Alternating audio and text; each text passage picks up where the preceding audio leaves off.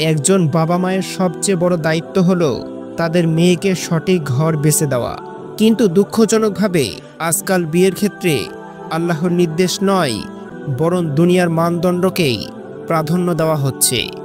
রাসূলুল্লাহ সাল্লাল্লাহু আলাইহি ওয়াসাল্লাম বলেছেন, যখন তোমরা কোনো পুরুষের সম্পর্কে শোনো যে তার দিন এবং চরিত্র ভালো, তখন তাকে বিবাহ দাও। যদি তা না করো তাহলে পৃথিবীতে ফিতনা এবং মহা বিপর্যয় দেখা দেবে। প্রিয় দর্শক, কিন্তু আজ আমরা সেই কথাটা ভুলে গিয়েছি। আজ বাবা মা জামাই দেখে না তাকওয়ার আলোতে, দেখে ব্যাংক ব্যালেন্স। ফলাফল কি হয়? অনেক মেয়ে আজ স্বামীর ঘরে গিয়ে অত্রু এবং অবহেলার আগুনে পুড়ছে। প্রিয় দর্শক, চলুন জেনে নেই সেই 3 ধরনের ঘর যেখানে ভুলেও আপনার মেয়েকে বিয়ে দেবেন না। নাম্বার 1, ধর্মহীন ঘর। যে ঘরে আজান হলেও কেউ নামাজে ওঠে না, যে ঘরে কোরআনের আওয়াজ বন্ধ হয়ে গিয়েছে, যেখানে সিনেমা, গান, নাচ এবং হারাম সম্পর্কই প্রতিদিনকার বিনোদন, সেই ঘর আসলে শয়তানের রাজ্য। মহান আল্লাহ তাআলা বলেন, নিশ্চয় নামাজ অশ্লীলতা এবং মন্দ কাজ থেকে বিরত রাখে। সূরা আনকাবুত। যে ঘরে নামাজ নেই সেখানে নৈতিকতা থাকে না। আপনার মেয়ে যখন সেই ঘরে যায় তখন তার চেহারার হাসি হারায়, অন্তরে জমে যায় অন্ধকার। ধর্মহীন স্বামী কখনো স্ত্রীকে সম্মান দিতে শেখে না, কারণ সে জানে না আল্লাহকে ভয় করা কি। আজকের যুগে এমন হাজার হাজার ঘর আছে বাহিরে ঝলমলে কিন্তু ভিতরে অন্ধকারে ভরা। বাবা মারা যদি একটু দেখত তাহলে কত মেয়ে জীবন রক্ষা পেত। নাম্বার 2, রাগী, জুলুমপ্রিয় এবং অহংকারী স্বামীর ঘর। নবী করিম সাল্লাল্লাহু আলাইহি ওয়াসাল্লাম বলেছেন, তোমাদের মধ্যে শ্রেষ্ঠ সেই ব্যক্তি যে তার স্ত্রীর সঙ্গে উত্তম আচরণ করে। কিন্তু আজ কত ঘরে দেখা যায় স্বামী ছোট্ট বিষয়ে চিৎকার করে, হাত তোলে, অপমান করে, আর তার এই আচরণকে সমাজ বলে পুরুষত্ব। আসলে এটি জুলুম। মহান আল্লাহ তাআলা বলেন, জালিমদের জন্য আমি জাহান্নাম প্রস্তুত করেছি। সূরা কাহাফ। আজকাল অনেক মেয়ে দিনরাত নির্যাতন সহ্য করে, কারণ বাবা মা বলেছে সহ্য করতে হবে, সংসার করতে হবে। কিন্তু ইসলাম কখনো জুলুম সহ্য করতে বলে না।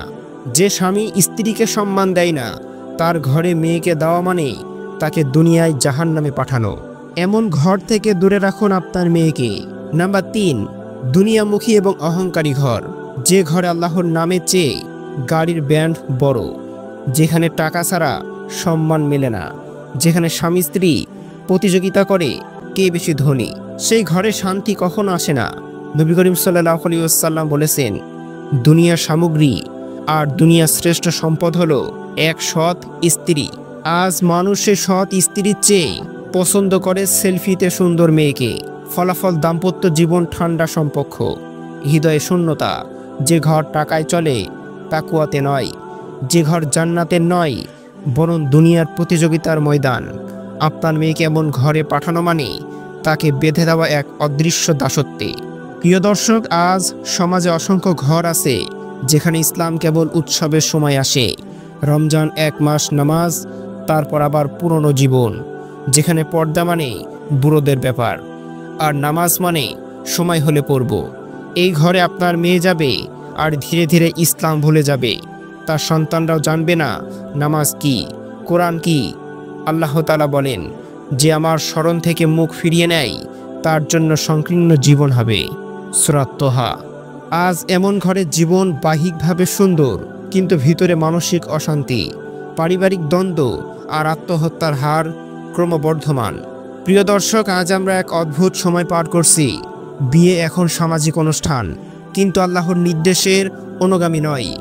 বিয়ে এখন প্রতিযোগিতা, কে বেশি ব্যয় করবে, কে বেশি সাজবে। যেখানে বর নামাজি কিনা তা দেখা হয় না, বরং দেখা হয় তার ফোনে কত ফলোয়ার। অনেক বাবা মা এখন বলেন ছেলেটা আধুনিক, পার্টিতে যায়, কিন্তু সেই আধুনিকতাই পরে মেয়েকে ধ্বংস করে। আজ অসংখ্য মেয়ে মানসিক নির্যাতনে ভুগছে, কেউ কেউ বিবাহ বিচ্ছেদে বাধ্য হচ্ছে, কারণ বাবা মা ইসলাম নয় সমাজ দেখে সিদ্ধান্ত নিয়েছিল।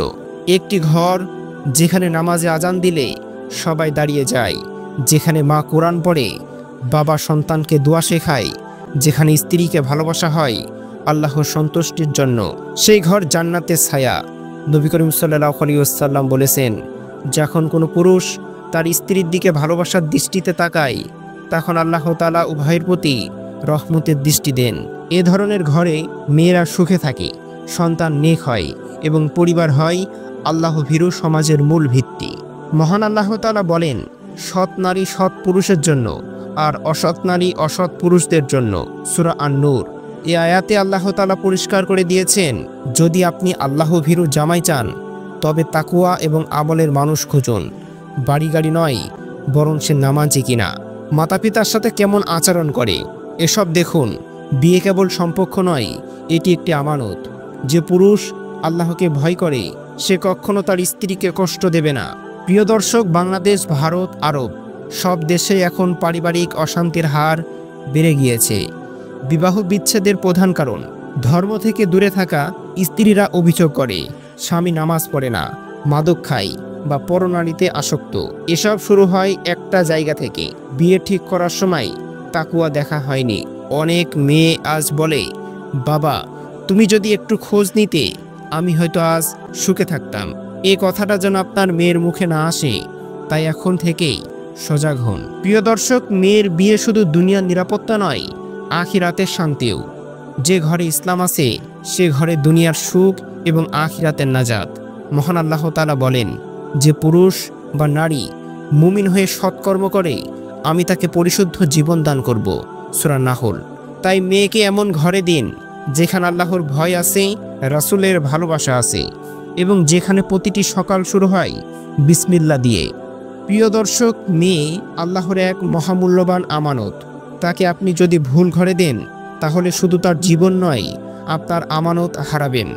তাই দোয়া করুন আল্লাহ যেন আপনার কন্যাদেরকে এমন স্বামী দান করেন যে তাকওয়াবান, দিনদার, ন্যায়পরায়ণ। রাসূলুল্লাহ সাল্লাল্লাহু আলাইহি ওয়াসাল্লাম বলেছেন, যে আল্লাহকে ভয় করে আল্লাহ তার জন্য রিজিকের দরজা খুলে দেন। সূরা তালাক। তাই আসুন বিয়ে করি তাকওয়ার ভিত্তিতে, দুনিয়ার ভিত্তিতে নয়। যদি এই ভিডিও আপনার মনে একটুখানি আলো জ্বালায় তবে শেয়ার করুন, যেন আরও মা বাবা সচেতন হয়। এটাই আমাদের মিশন, ইসলামী প্রশান্তির মিশন। আল্লাহ এবং রাসূলের ইসলামী প্রশান্তির মিশন আল্লাহ এবং রাসূল সাল্লাল্লাহু আলাইহি ওয়াসাল্লামের পথে হাঁটার অনুপ্রেরণা যোগায়।